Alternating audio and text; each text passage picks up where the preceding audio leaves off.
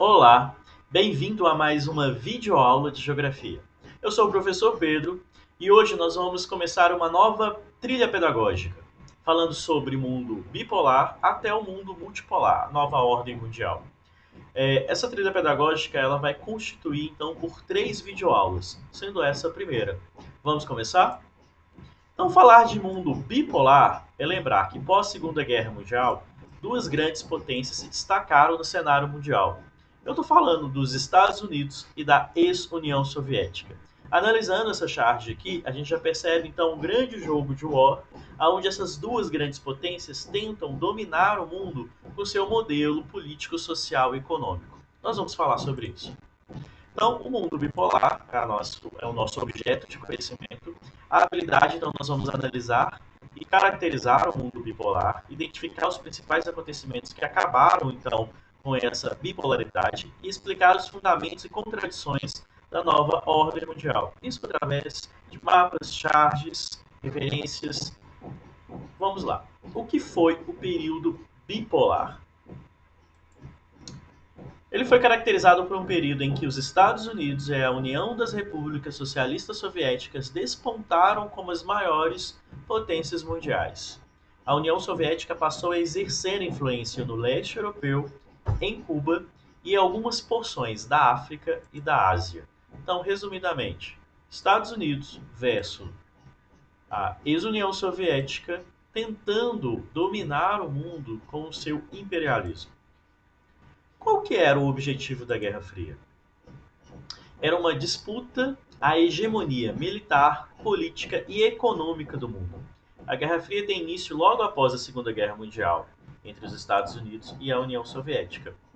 Essa charge ela mostra exatamente isso, né? As figuras conhecidas por esses dois países, a águia representando os Estados Unidos e o urso representando, né, a ex-União Soviética, ambos com armamentos tentando dominar este mundo.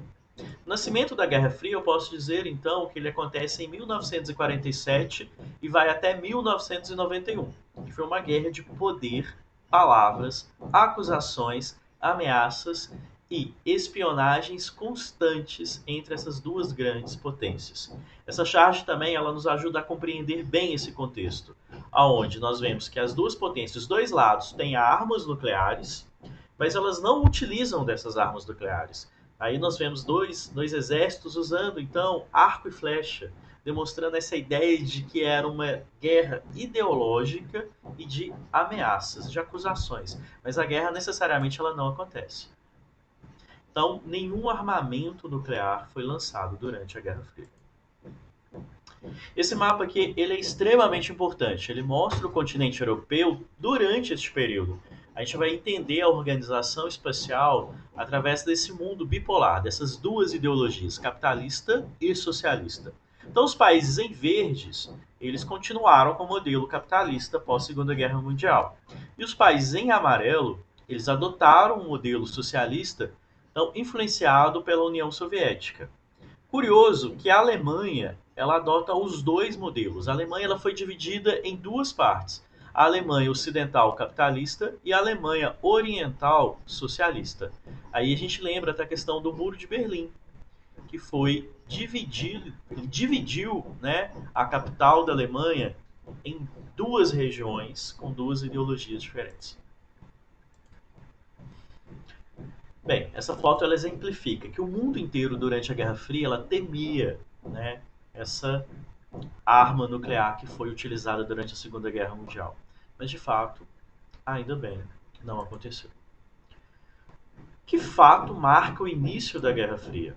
Então, o Plano Marshall, né, que constituiu a ideia do aprofundamento da doutrina Truman, foi um empréstimo para os países da Europa pós Segunda Guerra Mundial eles se reconstruírem. Pensa, a guerra ela aconteceu principalmente no continente europeu. Então esses países eles foram praticamente destruídos. Eles precisavam se reconstruir.